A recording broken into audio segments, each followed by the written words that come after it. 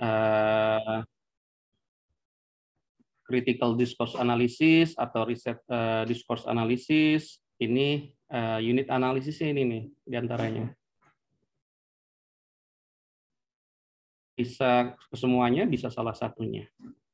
Nah, subjek penelitian ini ada dua istilah. Yang pertama informan, yang kedua responden.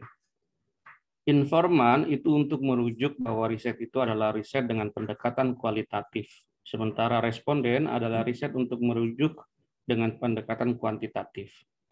Nah, dalam konteks ini jangan sampai nanti keliru. Makanya kenapa saya tuliskan glosarium ini, agar kita tidak keliru mana yang disebut responden, mana yang disebut informan.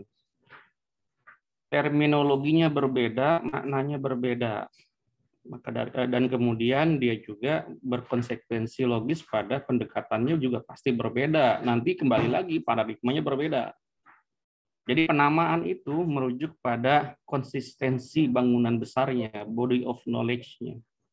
Nah, itu yang perlu diketahui. Jadi tidak serta-merta kita asal membuat nama saja. Dalam pengistilahan itu punya kategorinya, punya bangunan besarnya di atasnya. Dalam hal ini responden dia merujuk kepada penelitian dengan pendekatan kuantitatif, paradigmanya positivis, dan seterusnya. Nah, objek penelitian itu berbeda dengan subjek. Kalau subjek itu merujuk kepada human, orang, sementara objek itu merujuk pada benda. Ya, dia mirip-mirip dengan unit analisis ini. Bisa benda, bisa teks, bisa dokumen, bisa bahan. Itu objek penelitian. Bisa juga bangunan dan seterusnya, makanya benda di sini maksudnya. Teknik pengumpulan data. Teknik pengumpulan data yang digunakan itu juga nanti merujuk kepada bangunan di atasnya. Paradigmanya apa, pendekatannya apa, metodenya apa. Itu nanti berkonsekuensi logis terhadap teknik pengumpulan data. Di sini ada literatur atau kepustakaan, ada observasi, ada wawancara mendalam, ada survei, ada FGD, workshop, atau lokakarya, kemudian ada life history. Life history ini mendalami kehidupan, bahkan sisi-sisi psikologisnya itu kita masuki. Nah, biasanya sampai live in dia di dalamnya kalau menggunakan life history. Kemudian teknik analisis data. Jika metodenya adalah etnografi, maka yang analisisnya adalah analisis tematik. Konsekuensi dari analisis tematik, analisis etnografi adalah tidak boleh ada reduksi data.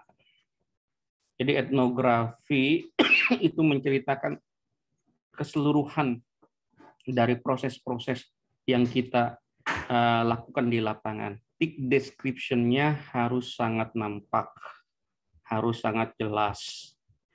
Sampai hal yang terkecil yang orang tidak ketahui itu harus masuk. Maka dari itu penelitian etnografi ini desainnya khusus, desainnya tematik, analisis tematik nantinya. Kalau grounded theory ini yang di atas, dia analisis tematik, tapi kemudian diklasifikasi, ada open coding, axial coding, selective coding, dan seterusnya. Kemudian ada fenomenologi. Kalau metodenya fenomenologi, maka teknik analisisnya adalah IPA, interpretive phenomenological analysis. Nah, jika discourse analysis ya di sini atau social discourse analysis, maka dia bisa critical, bisa CDA, dia juga bisa social analysis, social discourse analysis, dia bisa bibliometric analysis, bisa structural functional linguistic atau SFL kalau yang dikajinya bahasa. Jadi tidak semuanya CDA. Kalau discourse analisisnya, critical discourse analysis yang ternyata yang dikaji adalah teks bahasa, ini SFL nih yang dipakai untuk menganalisisnya, teknik analisisnya. Jadi ada konsekuensinya antara sekali lagi satu bagian dengan bagian di atasnya. Dia menjadi satu kesatuan. Kemudian konten analisis. analisis isi. Mirip-mirip sebenarnya dengan discourse analisis, tetapi yang satu kualitatif arahnya, ini discourse analisis lebih kualitatif, sementara konten analisis lebih kuantitatif, biasanya menggunakan analisis sentimen.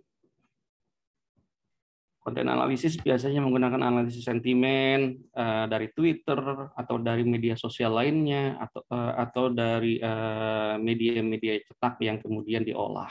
Ini konten analisis. Ada kemudian framework analisis yang tadi di dalamnya ada eksperimen dan survei. Ini adalah kuantitatif nanti teknik analisis datanya. Bisa kuantitatif yang sifatnya deskriptif, bisa juga inferensial, bisa parametrik, bisa non parametrik. Itu yang teman-teman perlu ketahui. Nah, ini kemudian lebih terpetakannya seperti ini. Jadi paradigma positivis, kalau yang dipakai adalah paradigma positivis, pendekatannya kuantitatif. Nah, metodenya itu bisa eksperimen, bisa survei, bisa konten analisis. Kalau unit analisisnya tadi dia bisa individu, keluarga, rumah tangga, komunitas, bisa organisasi.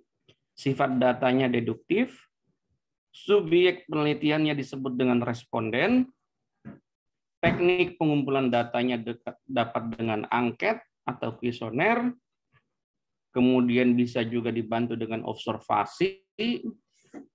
Teknik analisis datanya adalah analisis data kuantitatif, levelnya bisa deskriptif atau uji hipotesis atau inferensi. Level teori dari dalam penelitian kuantitatif adalah application theory atau applied theory, conceptual theory atau proposition theory. Dia hanya bisa pada level ini. Dan seterusnya di sini ada post positivis, ada interpretif, ada kritis, hingga partisipatoris. R&D itu jenis penelitian yang ada di partisipatoris. Karena apa? Karena dia multi-years dan dia mengarahkan untuk adanya riset-riset pengembangan yang berdampak langsung kepada masyarakat. Nah, ada juga kelompok yang mengatakan R&D ada pada tataran kritis, tapi kalau dia hanya R&D-nya pada tataran kritis, itu R&D yang sifatnya masih perencanaan atau konseptual atau gagasan atau pemikiran. Tapi R&D yang sudah masuk kepada bagian yang sifatnya pemberdayaan, ada partisipasi, maka dia ada di paradigma partisipatoris. Tapi umumnya menempatkan jenis penelitian R&D ada di dalam paradigma partisipatoris. Nah, teman-teman, ini petanya mungkin nanti bisa dipelajari, bahannya akan saya share. Nah, nanti coba buat nih, kalau nanti buat skripsi, mulai isi. Kalau kalian pilih paradigma positivis atau kalian ingin melakukan penelitian dengan pendekatan kuantitatif, turunkan sampai bawah. Dan seterusnya, posisinya sampai bagian terakhir ini diisi. Lalu kemudian, bagaimana cara nulis yang tepat? Kalau tadi sudah bangunan besar paradigma sampai derivasinya sampai turunannya, bagaimana kita menyusun kerangka penelitian yang pas hingga menjadi sebuah karya ilmiah yang bereputasi lah. Nah, saya ingin sampaikan di sini kesatuan teman-teman sekalian, desain teoritisasi dan metodologi dalam penulisan ilmiah ilmu sosial, termasuk di dalamnya juga dalam konteks pendidikan. Yang harus diketahui bahwa kenapa kita menulis itu karena dipengaruhi oleh 4 hal ini. Kenapa perlu melakukan penelitian? Setidaknya kita dipengaruhi oleh ini. Kalian nanti menyusun judul, itu dipengaruhi oleh 4 hal ini. Setting psikologis dan historis si peneliti. Mau tidak mau, apapun itu kalian dipengaruhi oleh ini. Yang kedua, masyarakat yang digambarkan, masyarakat yang dibayangkan. Ketiga, adanya interest dan policy, adanya kepentingan dan kebijakan. Kemudian yang keempat adalah mimpi dan harapan. Kenapa kalian nulis itu? Nah, ini harapannya nih. Yang ideal seperti ini, tapi juga ada yang nulis skripsi atau nulis laporan itu berdasarkan ini apa namanya? Yang penting saya lulus. Tapi idealnya seperti ini. 4 unsur pokok ini nanti pada gilirannya ditransformasikan, diformulasikan oleh peneliti dalam kerangka kerja penelitian ilmiah. Nah, teman-teman sekalian gini. Terlihat belum? Halo? Terlihat? Terlihat, Pak. Ya. Kalau tadi paradigma dengan derivatifasinya, nah ini saya mencoba bantu kalian bagaimana menulis yang tersistem, yang tersistematis. Jadi di sini anggap ada A sampai A14. Ini algoritmanya, jadi kalau mau dibuatkan aplikasi sangat mungkin. Topik itu bisa momen kunci sebagai sebuah realitas, bisa juga kategori, bisa berupa konsep. Coba lihat logikanya ini menjadi satu kesatuan. Momen kunci suatu realitas. Berita hoax yang tersebar hari ini, itu realitas. Bisa jadi topik tentang berita hoax, gitu kan. Kemudian konsep, kalau dalam contoh di sini konsep nelayan. Maka kemudian judul penamaan terhadap momen kunci sebuah realitas. Jadi ini A, ini A1. Lanjut nih, lihat logikanya. Penamaan terhadap momen kunci sebuah realitas berupa konsep atau kategori. Di sini nelayan, di sini dramaturgi transendental nelayan Pantura. Nelayan masuk. Dari dialektika teologi tradisi hingga kuasa simbolik. Fokus, konsistensi A dan A1. A1.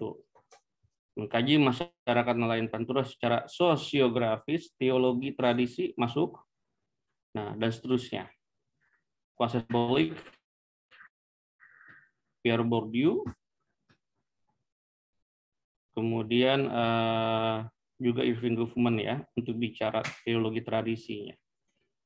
LBM, konsistensi A sampai A2, dibingkai oleh 1, 2, 3, 4 yang tadi. The state of the art, ada positioning peneliti. Lihat, ini tabel bantu untuk kita membuat sesuatu menjadi sistematis. Kemudian rumusan masalah diturunkan melalui pertanyaan penelitian. Konsistensi A sampai A3, A1, A2, A3. Buat pertanyaan. Kemudian tujuan. Di sini konsistensi A sampai A4, jawaban atas A4. Ini A4, ini jawaban A4. Manfaat, konsistensi A sampai A5, ini sampai A5. Ini akademis, ini praktis.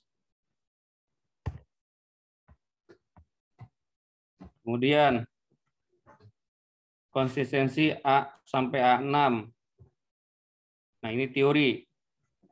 A7 adalah konsistensi A1 sampai A6. Sampai level teorinya. Hipotesa, kalau ada hipotesa. Jadi kualitatif juga ada hipotesanya. Hipotesa pengarah namanya. Konsistensi A sampai A7. Metodologi konsistensi A sampai A8. Nah, ini metodologinya. Karena ini riset kualitatif tadi. Hasil dan pembahasannya konsistensi A sampai A9. Simpulannya konsistensi A sampai A10. Sarannya A sampai A11 menjadi satu kesatuan. Pustaka acuan. Risetnya riset apa? Dia harus konsistensi antara A sampai A12. Kemudian abstrak ditulis di akhir. Intisari dari A sampai A13. Ini menjadi satu kesatuan. Nah, kalau ini terlalu levelnya tinggi, nanti aja. Silakan kalau ada yang mau tanya. Mulai ke gambar, belajar metodologi gitu, sistematis. Nah, kita ambil contoh gini ya. Nggak apa-apa, ini contoh. Jadi,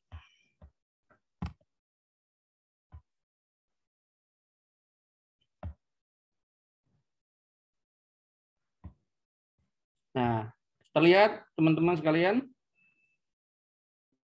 Terlihat, Pak. Ya. Terlihat, Pak. Jadi, dalam sosiologi ada tradisi Collins tentang teori dan ada tradisi Ritzer. Nah, ini tradisi Ritzer. Ini ada judul, ada penulisnya, ini ada judulnya. KF itu adalah teori konflik, R teori menggunakan rasional, D Durkheim, MI mikrointeraksi dan seterusnya. Ini kalau perspektifnya Collins. Ini perspektifnya Turner. Ini Collins dan Ritzer ya. Ini perspektifnya Turner ada 7. Ada fungsional, nah, terus kemudian ada konflik, ada evolusi, kemudian ada teori pertukaran, ada teori interaksi simbolik, ada struktural, kemudian ada kritis. Dia tambah, dia 7. Kalau ini hanya 5, ada 4, kemudian yang satu memetakan menjadi 7. Nah, misalkan ada judul nih, marginalisasi petani. Dalam tradisi Collins dia masuk konflik, dalam tradisi perspektifnya Turner dia konflik.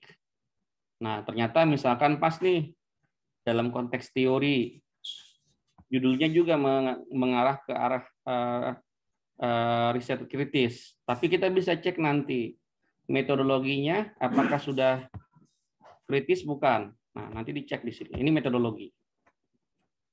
Nah, risetnya kritis, metodologinya konstruktivis. Nah, sebenarnya kalau dia risetnya konflik, dia kritis, dari sisi teorinya, bagusnya teorinya di sini, metodologinya di sini, bagusnya. Tapi dia pilihannya di konstruktivis. Apakah boleh? Boleh. Tetapi lebih baik di metodologi ini, di paradigma ini. Nah, ini untuk menilai konsistensi apakah antara judul, teori yang dipakai, dan metodologinya sudah berkesesuaian atau tidak. Kalau belum, kita bisa lihat di sini. Ada peneliti selanjutnya di sini. Dia tidak jelas, dia teorinya ini kritis sebenarnya. Konflik. Ungkapan patronase di konflik. Di checklistnya saya tidak munculkan. Tapi kemudian paradigmanya ganda. Nggak boleh. Harus salah satunya saja. Dia menggunakan 2 paradigma. Harus pilih salah satunya. Kalau dia di sini teorinya teori konflik, berarti teori kritis. Masukkan paradigmanya adalah paradigma kritis. Itu menjadi satu kesatuan.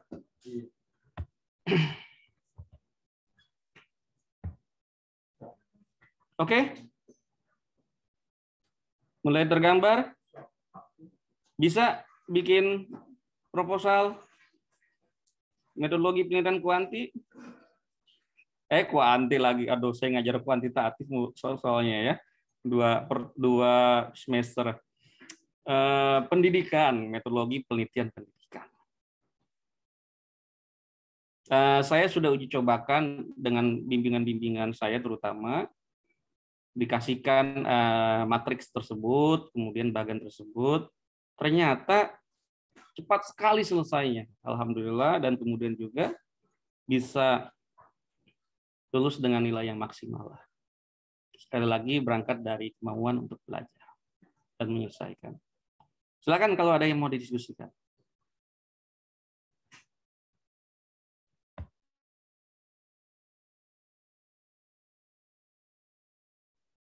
Kalau lihat seperti tadi, simpel tidak metodologi?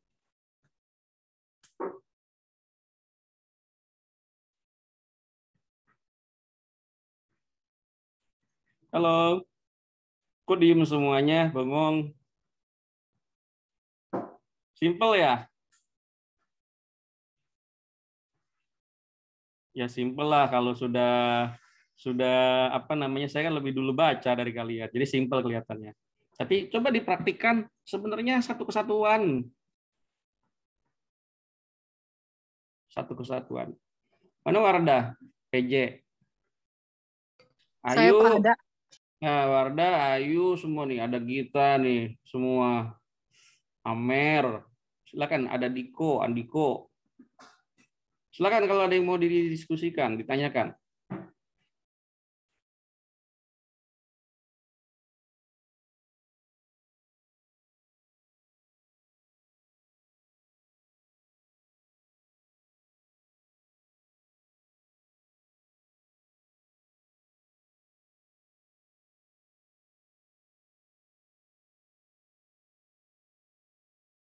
Halo, tes.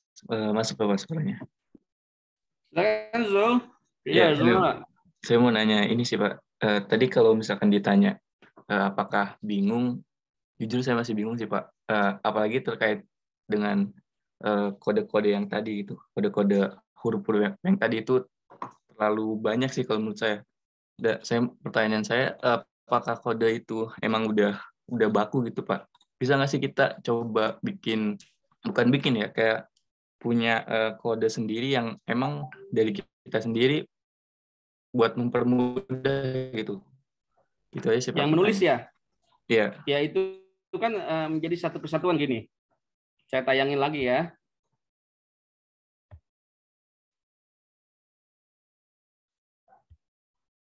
Yang ini ya, tadi Zulha ya. Iya Pak. Jadi judul itu sebelum dirumuskan judul harus rumuskan dulu topik. Itu yang dikatakan bahwa A1 merujuk pada A. Ketika kita menyusun fokus, fokus itu harus merujuk pada judul dan topik. Demikian pula ketika kita menyusun LBM, latar belakang masalah, itu harus lihat konsistensi pada apa yang mau dilihat sebagai sebuah fokus, kemudian apa judul kamu dan apa topik kamu.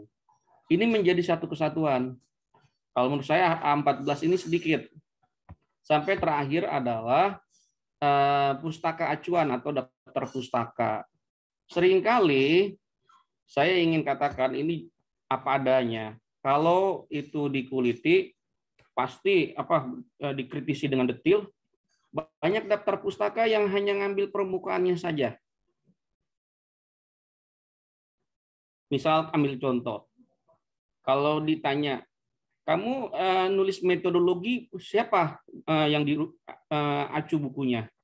Padahal di kuliah pakai Creswell, di kuliah nih. Di kuliah itu buku yang dipelajari Creswell, Newman misalkan.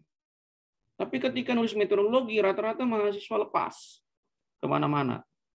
Sehingga kalau mau dicek bangunan metodologinya ya involusi itu terus. Karena bacanya permukaan, hanya definisi per definisi.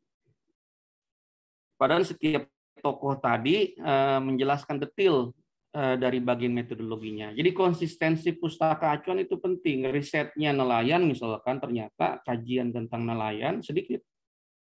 Di sini kan topiknya nelayan tadi. Risetnya tentang pendidikan kaum urban misalkan. Tapi pembahasan tentang kaum urbannya tidak ada di dalam pustaka acuan. Nah, itu bisa kelihatan dalam konsistensi ini. Gitu Zulha. Nah, buat mereka yang sudah pakar atau ahli lah, sebenarnya hal tadi bisa zigzag, tidak harus nulis apa dulu gitu ya. Terutama buat mereka yang sudah pakar bisa langsung nulis abstraknya lebih dahulu Zulha. Tapi tadi panduan tadi saya buat untuk para pemula, untuk meng-cross check. Terutama untuk para pemula yang akan memulai menulis, yang kebingungan ketika dia terlalu complicated ya, terlalu tidak fokus, maka panduan tadi, bagan tadi itu mempermudah untuk kita fokus. Tapi kalau teman-teman sudah ahli nantinya, dengan nulis abstrak, kemudian habis selesai nulis abstrak, itu sudah kejangkau tuh kapan selesainya. Saya buat panduan, saya biasanya kalau nulis itu buat summary namanya. Lebih dari sekedar abstrak, saya buat summary-nya 2-3 halaman, lalu kemudian saya susun outline-nya, itu sudah bisa kegambar kapan saya akan selesai dalam nulis tadi. Ada juga metode yang berapa lama kita di lapangan, berapa banyak catatan lapangan. Tahu catatan lapangan ya? Field note, berapa banyak catatan lapangan, itu nanti mempengaruhi lembaran yang kita tulis. Gitu, Zulfa.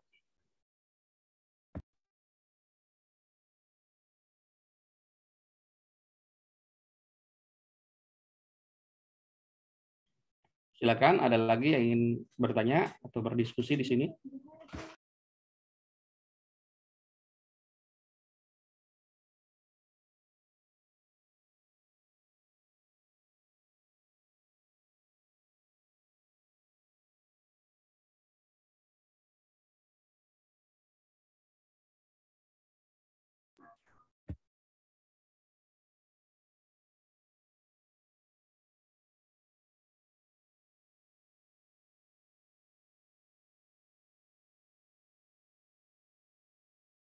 Silakan, ada yang ingin bertanya atau mendiskusikan kembali?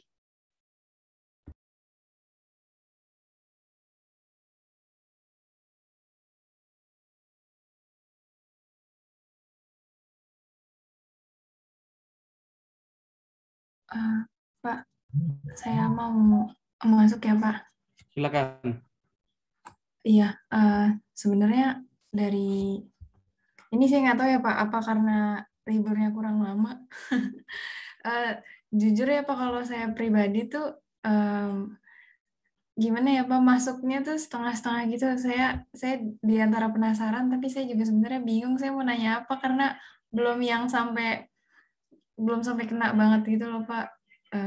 Kalau apa tentang metode penelitian pendidikan ini. Jadi saya mau nanya ini deh Pak, sebenarnya untuk format yang tadi Bapak udah tampilin semuanya itu, kita berarti nanti di dalam mata kuliah Bapak ini akan melakukan hal itu ya Pak? Gimana, Salwa? Iya, di mata kuliah Bapak ini nanti sepanjang 1 semester kita bakal isi format yang Bapak tadi udah tampilin itu bukan sih Pak?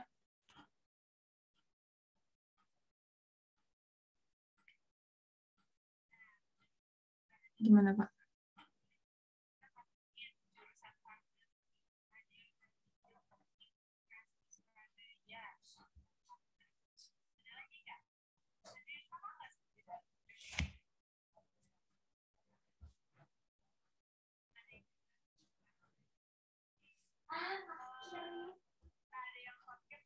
Oke, Salwa. Jadi gini, dalam perkuliahan ini, teman-teman kan nanti akan membuat laporan penelitian pendidikan. Nah, untuk bisa menyusun laporan penelitian pendidikan yang tersistematis, itu berangkat dari paradigma.